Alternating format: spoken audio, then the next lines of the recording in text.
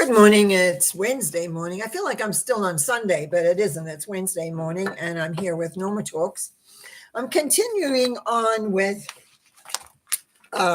aspects out of my little book, which I haven't shown you, which is I wrote in 2002 called Spiritual Principles of Wealth.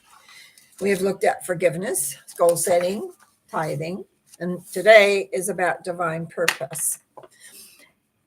These principles I learned from a lady by the name of Edwene Gaines, who I don't know where she is now because it's quite a lot of years ago, but she lived in Alabama, and I heard her several times in Vancouver, and then I went to Alabama and studied with her for a week. I think it was just a weekend.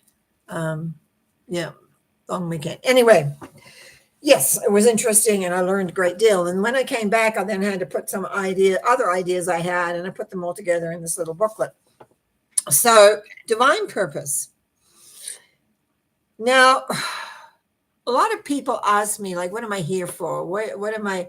They don't really have a sense of purpose. I seem to always have had one, and a large part of that purpose for me was to figure out what God really was. So that was a lot of it. But from the courses that I took with Edwene, as I began to narrow things down.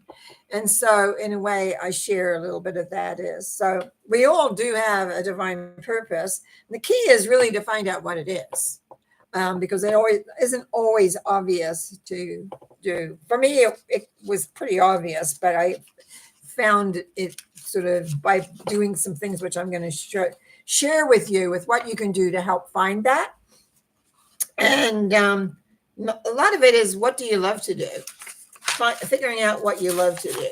And and actually in my little booklet, I have these little exercises, and it says, I love this space most of all. What do you love to do? For instance, I love to talk. Surprise, eh? But in particular, I love to teach.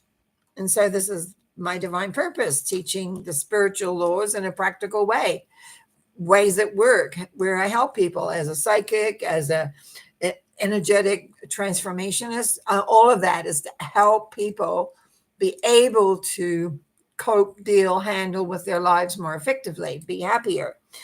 And so it's a good way of figuring out what you really hear. So I'm just going to read a little bit more from here because it's easier. When you live in your divine purpose, you will find your life works. You feel happy, life flows. Everything you read about happening to others begins to happen to you. The joyfulness of life will fill you. You wake up every day joyful and full of anticipation of what miracles the day will bring. We sometimes forget that life is meant to be enjoyed. If you are in balance and harmony with the inner you, then the flow of life comes to you easily. Because of the pressure of society, be a certain way or do things in a particular way, you will tend to forget you and not be in harmony.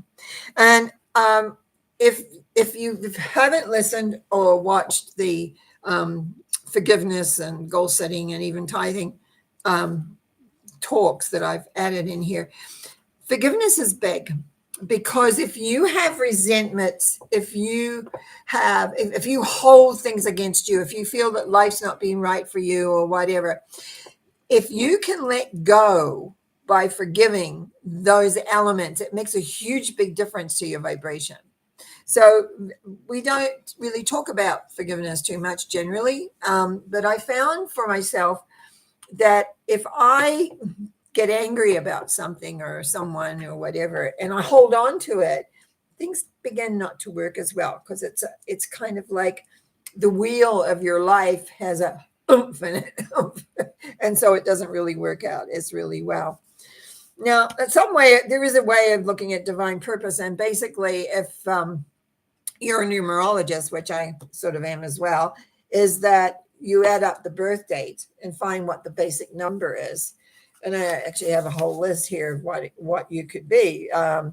which is very diverse, but it's sometimes nice to know what your primary number is. Like I am a, no, my whole birthday adds up down right down to the lowest number is a 2. So what is a 2? A teacher, a writer, a communicator. Isn't that interesting? And what have I done in my life? Taught, written books, communicated, talk. Yes. And that's exactly. Now, there's other elements in there, of course, too, as well. But it is an element of being. Now, how do you find out what your divine purpose is? So I've got this exercise. So we're going to go sort of slowly through them, but you might want to write them down, or you can rewatch and get them. So first of all, you're going to list 3 qualities you like about your personality. And sometimes you have to think about that. What do I like about my personality? Not what I don't like, what I like. We're going to go work on that. Then B is list 3 activities you like doing. And then C, you write a short paragraph on how you would like to see your world. So you basically, when you've got those 3 things written down, you complete the following by being A, and you read what you wrote. As I do B, read what you wrote. I will create C, read what you want. Now, this exercise is how, excuse me, I'm choking on my own saliva in my mouth here. This exercise has helped many people to discover where they need to focus their lives. When you live in alignment with your divine purpose, life becomes full of joy, peace, and well-being. You're happier. There's no doubt about it, because you're doing what you love to do. The abundance in all areas of your life comes into an alignment, and you become happy, especially if you work with these other 3 elements. After saying that, I also need to say that often people think they need to work at their divine purpose, but it's not always as practical. Sometimes you need to be grateful, the attitude of gratitude, for your paying job so you can be in your divine purpose outside of your paying work. We have to be practical. And I find very often when we have elements like this is that we begin to lose some of our practicality. We begin to lose, we think, oh, well, I should do this, but that doesn't, this that you love to do doesn't always pay the bills. Sometimes it does, sometimes it doesn't. So these things become important. Now, the other thing that I created, excuse me, my eye's itchy for some reason. Isn't that interesting? What a morning. Anyway, I call it the abundant creation triangle. And I'm just going to read what I wrote here. I found that although I was practicing the 4 spiritual principles of abundance to the best of my ability, I still was not creating the abundance and wealth I wanted. So I went back to the drawing board and I created the abundant creation triangle. So you need to know, you deserve it, to allow it, and to receive it joyously. So I'm going to see, let me just rewrite this on something that I can put up and you can see it. I want it in I wasn't quite ready for this. Hang on. So first of all, can you see how I drew that? It's like an upside down T. Okay. Now, up on top, we write the word allowing. Like up on there. It's like allowing over this. Hang on, I'm just going to write them both out and I'll show you a sec. And this is receiving joyously. Key is the joyously part. Anyway, let me have a look here. So On the top, we have allowing. Over here, oops, sorry for this little. Over here, we have deserving. And here we have receiving joyously. 3 elements. Now, when it sort of looks like this T, but okay, so what you do is this. When you know you deserve, you must be willing to allow it to come to you. I discovered I was not always allowing, and therefore I could not receive 100%. In other words, we like to control things. If you have a strong, controlling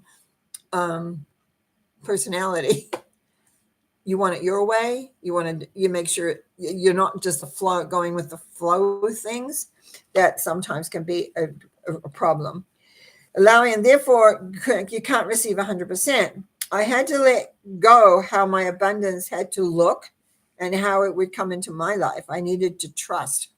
There's a big one. When you know you deserve, you can trust, then I found I was not always comfortable in receiving. I needed to change how I allowed myself to receive, and I discovered the joyous receiving was really important. Now, I'm going to show. I just want to check what did I do here. Okay, another little question you ask yourself. Ask yourself, what percentage do I know I deserve? Now, you're going to have to listen very carefully to yourself for this and listen to the answer because some of them you won't like when you first hear them. And so then you take this little line where we have, say, deserving over here, and let's say we have 80%. I deserve 80%. So you make a mark where 80% is, right? What percentage do I deserve? What percentage do I allow? That's the top one. Oh, what do I allow? Well, maybe I only allow 20% because I like to control things, we'll say. And I'll show you that in a minute. And then this third one is, what's the percentage I receive joyously?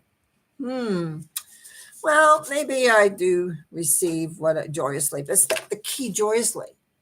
Some people you receive, but are you happy about what you're receiving? Now I'm just going to fill this in over here. What I did was take those percentages I talked about and I listed them on their axes here. So actually what I ended up is this little wee thing here instead of a big one. This is how you begin to know what you need to work on. I have done this many, many times over the years. When things got sticky, in life, when you go along and then all of a sudden things get sticky or it doesn't flow well or there's little blocks or something's not going, and I would go back. Okay, is my forgiveness in the right place? I would look at my forgiveness river. Is goal setting, I'd go back. Am I clear? Have I made the decision? Because it's important with goal setting to decide this is what I'm going to create. Tithing, am I still giving an honoring God in action wherever I see it? And am I really being in my divine purpose? Am I doing what I love? Am I enjoying that? What you're wanting to do is to get this is why I call it the abundant creation triangle. You want, sorry, I didn't write this all. I had company, and so I'm kind of doing this last. I'll make an excuse, it's true excuse. I was up half the night talking, which was great for me. So you want your whole thing to be filled in. But most people don't do that when you first start. And if you do, I would think you may be just not being real to yourself. Okay. I wrote here. We're just carrying on. Excuse me. I'm just going to have a little sip of this. One morning when I was working on allowing, I received a new image to work with. Previously, I thought one needed to be like the leaf on the river, allowing the river of life to take you where you needed to go. Then I was shown that a leaf gets put here and there and sometimes ends up in back eddies or whirlpools and not where you would want to end up. I was told to be a rock in the river. I was told, be still, allow. Allow the river to come to you. Trust the river to bring you what you want. What a difference it did. I began to see myself in the river, another river visualization, and notice the small miracles begin to occur around me as I began to allow. I began as a small rock, but as I wanted all, I was now a big porous rock. I allowed the river of life to bring to me what I needed and desired. When I joyously receive it, it feels good. And an exercise you can do to see how much you're allowing is this. I have a frog in my throat. Sorry, guys.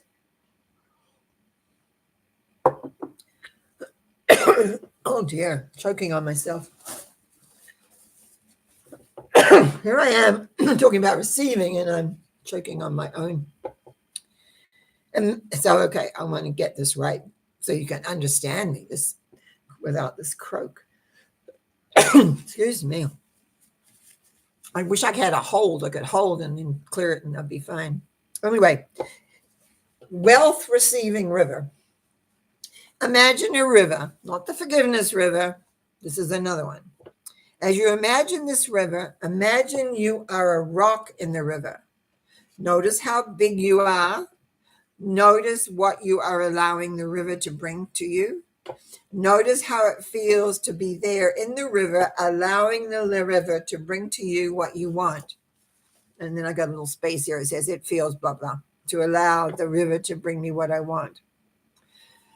Being the rock in the river is the same as standing with arms outstretched, embracing the universe and allowing.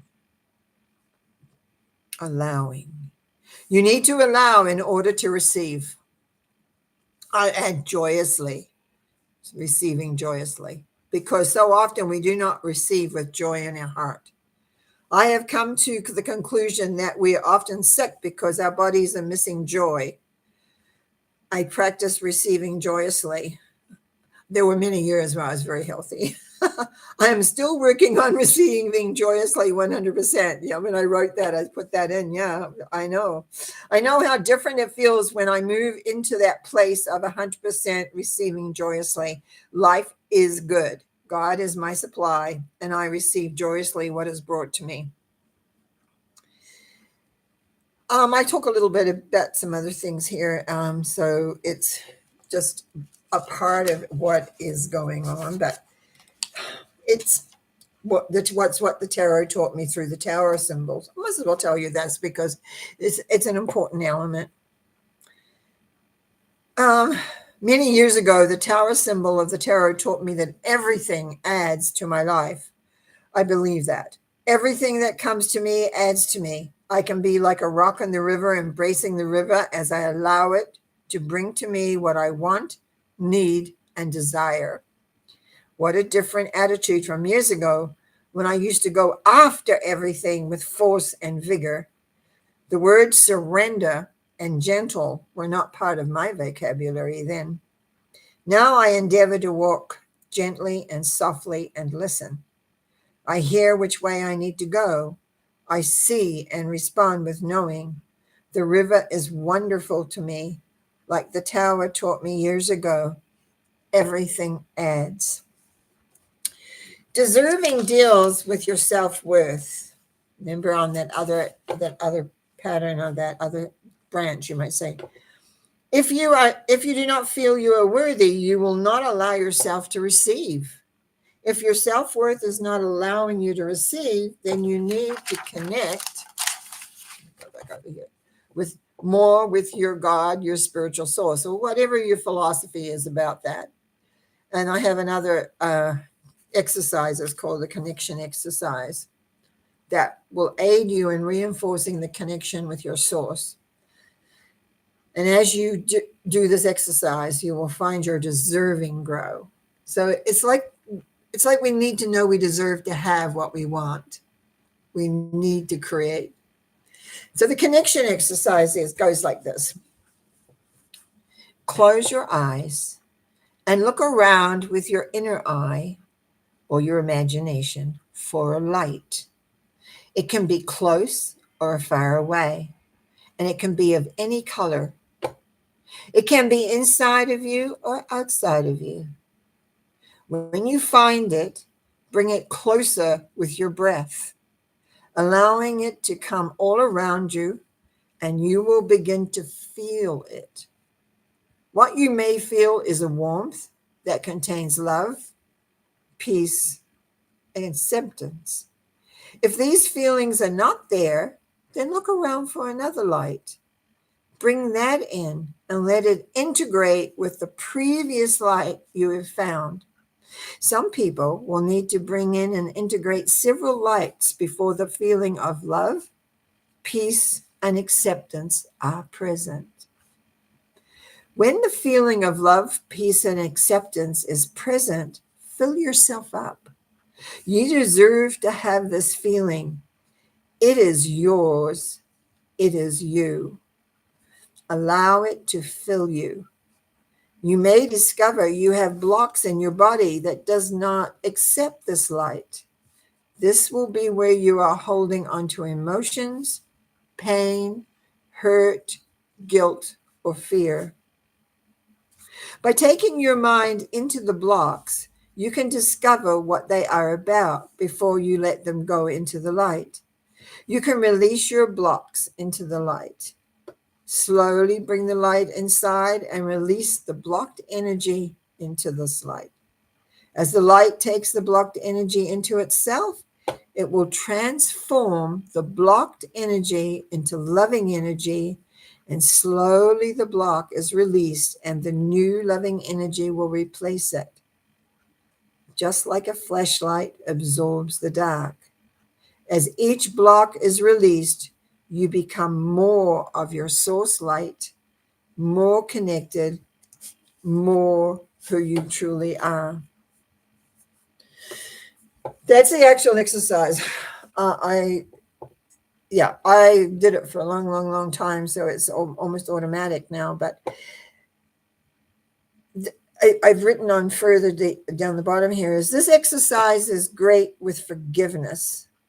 To fill yourself up with the light and forgive yourself for whatever it is.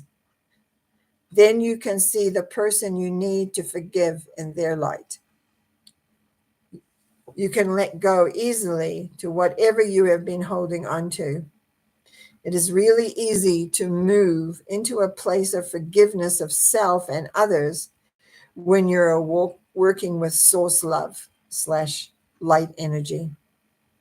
By working with your levels of allowing, receiving joyously, and deserving, you will soon see big changes in your wealth, abundance, prosperity levels, and I would say just in your general well-being. Not part of what we've talked here with these 4 elements of forgiveness, goal setting, tithing, which is giving, and divine purpose, is the first section of this little booklet. The second section was what I call practicality, looking at the different aspects about money and things like that. And there's I have lots of little exercises. Some of them, I'll read some of these because they're very easy and quick to do, but there's some fun things. Imagine yourself in an orchard filled with money trees. You walk around taking the money off the trees and either put it in an apron you are wearing or a bag you are carrying, and feel the joy and excitement as you gather the money from the trees and having it close. This is a great exercise to find if you really like money. A lot of people do not like money. But money is really just a means of moving things. It's a tool. It's not a thing. It's like, whatever. But that was good. Now, this is another one. I just love some of these. I haven't looked at this booklet for many, many years now. But anyway, imagine you are outside in the fall raking leaves, except what you are raking towards you is money, lots of it. And of course, naturally, it would be bills, right? Not coins.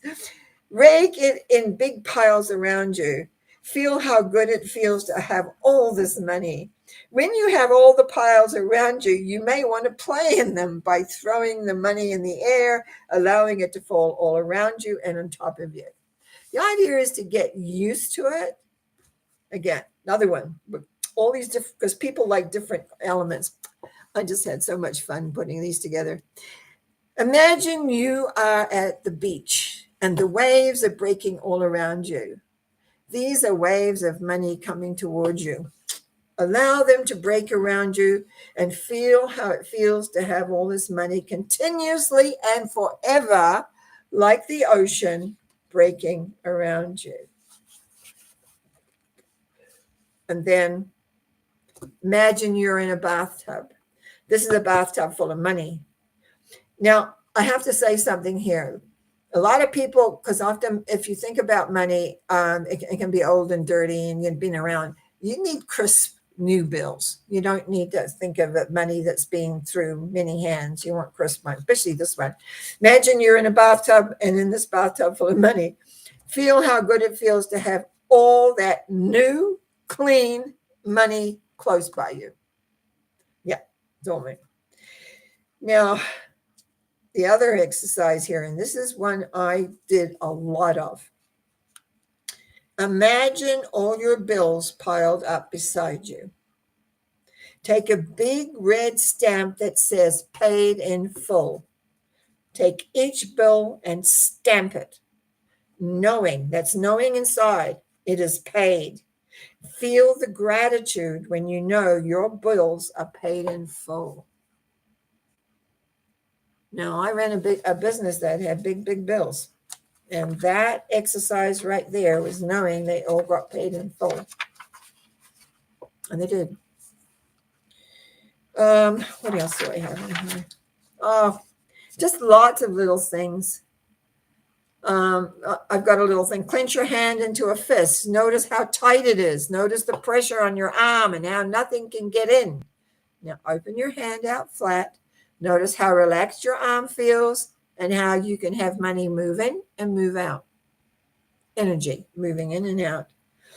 Talks about becoming a magnet, connecting to abundance vibration.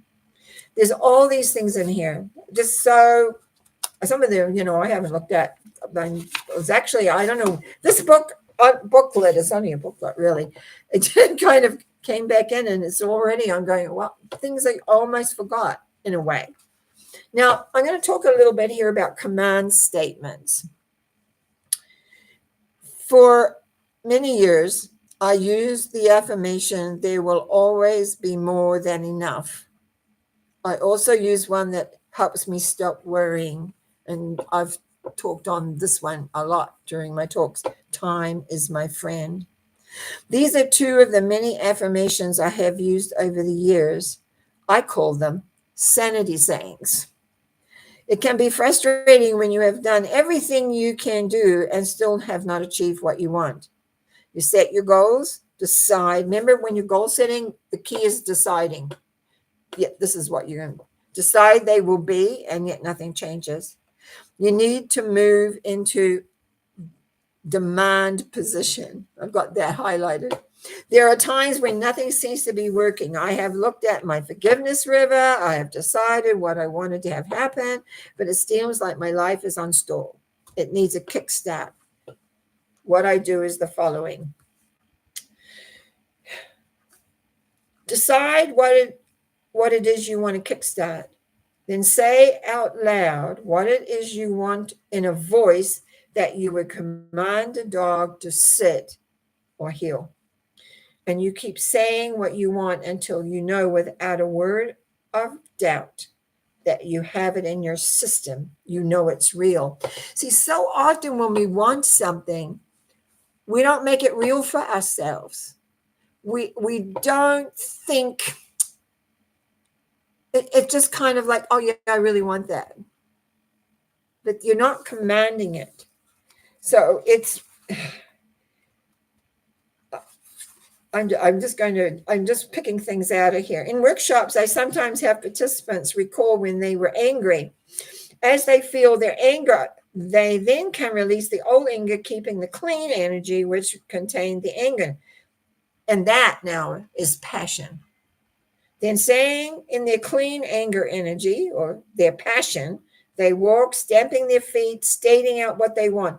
And it is invigorating and aids the creation process. You are putting energy out, you are commanding. That is like sometimes people get so frustrated, but anger turned into passion and utilized can be very, very stimulating. Definitely can. I've got here, many people use affirmation to affirm the creation of wealth. I use affirmations to bring forth what is not supporting the affirmation you are saying. And these affirmations are used to release the unwanted thought. I also, as I said, I call sanity sayings and command statements. Sanity sayings aid you to instruct your subconscious of what you want. Command statements have energy, passion to the subconscious around what you want. It puts you in the driver's seat. When you become complacent, command statements really help. How, and I'm just going to how does the universe know what you want? There is how many million trillions of people on this planet all wanting something? How do you get heard? You make a noise. As a mother, when the kids got noisy, that you really noticed them. You went and you tried to sort out whatever they were fighting about or whatever was going on, why they were crying or whatever. They paid attention because it's noisy. If you just go along blandly without getting any energy into something or, really determined, how does that energy out there know that's what you want if you're just like whatever? And I have been places like I think I've mentioned when we were traveling a lot and we would the psychics etc. would be having a meal together, and the girl on the first time I heard this, I still couldn't believe I heard it. One lady sat down to a group and started talking. The waitress came up. She just turned her head and said, "Bring me whatever." I thought, "Bring you whatever?" And the waitress went away, came back, put some food in front of her. She ate it, still talking. She ate it. And I've seen that happen at least twice in my life where someone said, "Bring me whatever." And I thought, most of us are so geared into creating specifically. What happens is we don't say, "Bring me whatever." I would add something to that if I was putting it out, would be bring me my heart for my highest and best. And what I found in my life that sometimes my highest and best was not what I really wanted, but it brought an awareness to me so that I was able to create what I wanted. Life is incredibly, incredibly phenomenal. There's just so many little exercises in here that I'm looking at. I'm going, my goodness, I really was creative back then. Really is. Anyway, the little booklet you can have free. I can send a what do you call it? PDF that you can download and run off. You just have to email me or you can do that through my website, normacowie.com, or if you've got my personal email, you can email me. I'll send it to you. I don't mind. I just have so enjoyed in these last few days reading through it and remembering because it was 2002 when I wrote this. And yeah, in the last few years with everything that's gone on, and it's like so good. And no wonder I started feeling better because I started remembering, yes, this is the energy of how things work. We all need to be creating what we want to create. Sometimes life comes in and it's not what we want, but it's what we need, maybe. I don't spend a lot of time and dwell on that. It's like, okay, you've got to deal with this, you're going to deal with it. But to have strength and have perspection and awareness that life is out there to work for you, to bring you what you specifically want. And today, when we were looking at this, the abundant creation triangle, the allowing, the deserving, and receiving joyously, that changed so much in my life when I came up with that. I came up with that. I never got that from anybody else. But I'm being lucky. I've had wonderful inner teachers that have taught me, let's go this way or that way or whatever. But that, because it was like, what it did was like, they talk about it just puts the cap on something. It just gave me that final little bit that I needed to have.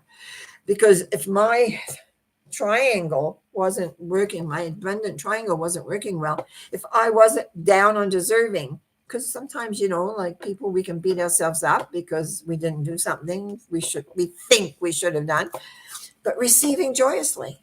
How much of learn how to do that?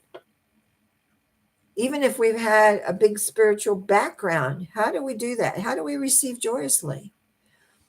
There's some things in life that doesn't feel that joyous. So how come to be happy about that? To know that for some reason this is here. So what is it I need to come to understand and learn and move through and go with? Life is really, really interesting. So anyway, spiritual principles of wealth are very, very definitely a large part of your world. Just little things of little visualizations. And there's many in this little booklet. I didn't touch on every one of them. Many of them looking at these 4 basic, and then the practicalities of how you handle and deal and work with the monies, how you see that, how it works with it. So I trust you have enjoyed these. We're coming up to Christmas. It's like, oh my goodness, Christmas is coming faster than maybe I want. I had, as I think I said earlier, I had company last night. A friend of mine came and stayed the night, and we talked for a long, long time. I didn't sleep very much, but it was great to talk ideas and things. And that's what I used to do a lot throughout my life. And it was really it was invigorating. A little tired. I'll be a little tired, but that's okay, because that's part of life too. So I just want to thank you. And so let's see who today. Karen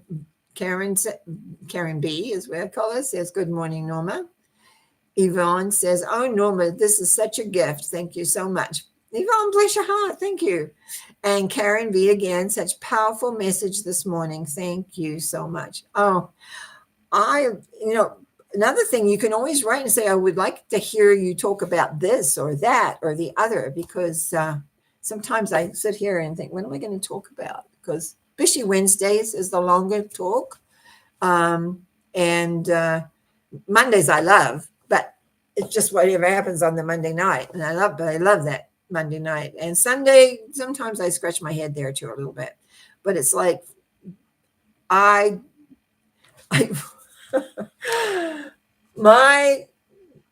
divine purpose is talking.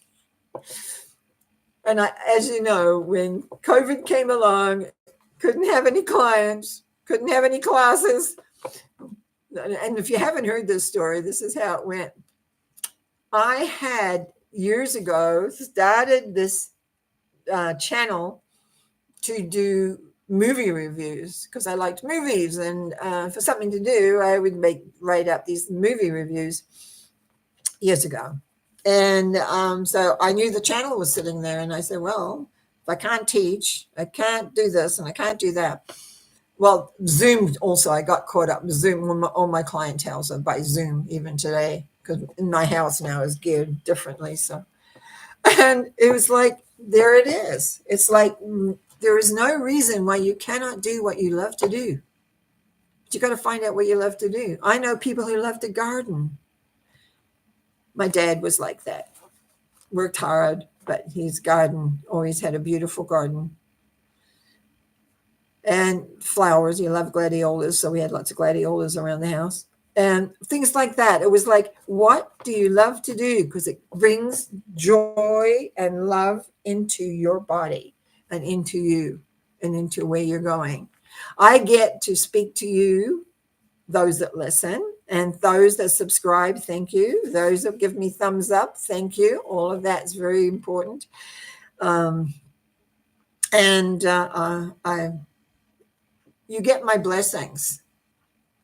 I may not know who some of you are in person, but I'm learning your names because you show up and you send me comments, which I love, and I try and answer as quickly as I can. Thank you for making my, oh, I'm going to get emotional.